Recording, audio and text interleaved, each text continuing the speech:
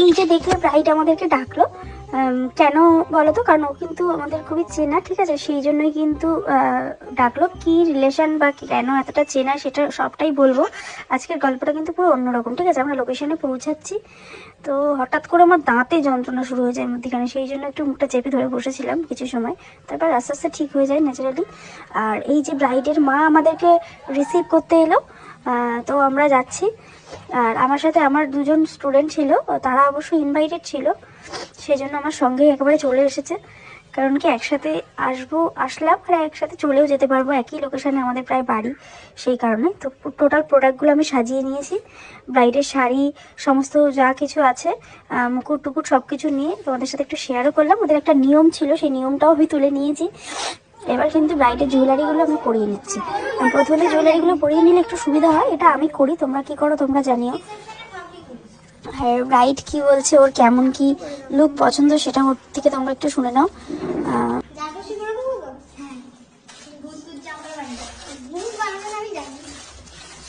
আচ্ছা বলো মাম্পি, তুমি কেমন লুক চাইছো আজকে? আমার সবটা তোমার উপর ছাড়া। না তবু তো একটা চয়েস। আমার কোনো চয়েস নেই, সবটা তোমার উপর ছাড়া। শুধু আমার এই চোখে গ্লিটার একটু কম হলেই হবে। ঠিক আছে, হালকার উপরে। হ্যাঁ। ঠিক আছে, দেখা যাক। এই সবটা যখন পুরো মেকআপ আর্টিস্টের উপরে ছেড়ে দেয় না, তখন কিন্তু একটু চাপই হয়। যাই হোক, আমরা দিদির আবার একবার বিয়ে দেখতে চাই, সেটা আমাদের খুব শখ হয়েছে। ভালো কি একটা গিফট নিয়েছি, নালে কোনো অ্যালাউ হবে না।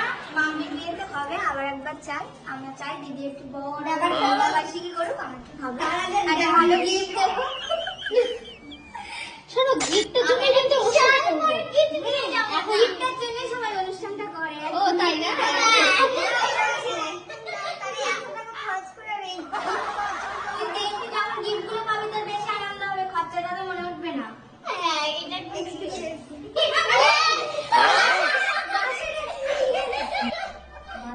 দেখো কাণ্ড, একজনের বিয়ে খেতে এসছো খাও, আবার আর একজনেরটা চিন্তা করা পাবলিকেরা। হ্যাঁ, একজনেরটা ইনভাইট আছে সেটা আগে শেষ করো, তারপর তো আরেকজনেরটা খাবে। তো দেখতেই পাচ্ছ ওরা ব্রাইডের যেই ইনভাইটেশনে এসছে সেটা কমপ্লিট না করেই আর একটা ইনভাইট পাওয়ার জন্য মানে আর কি রেডি হচ্ছে। তো যাই হোক, তোমরা দেখো পুরো লুকটা, ব্রাইডের কতটা কি পছন্দ হলো সেটা নিশ্চয়ই বোঝা। আর ব্রাইড বলতে ও কিন্তু আমার স্টুডেন্ট, ঠিক আছে, ও আমার স্টুডেন্ট, সেই জন্যই এতটা পরিচিতি। আর গিয়ে আমাদের সাথে মানে ডেকে কথা বললো, এইটাই হচ্ছে কারণ।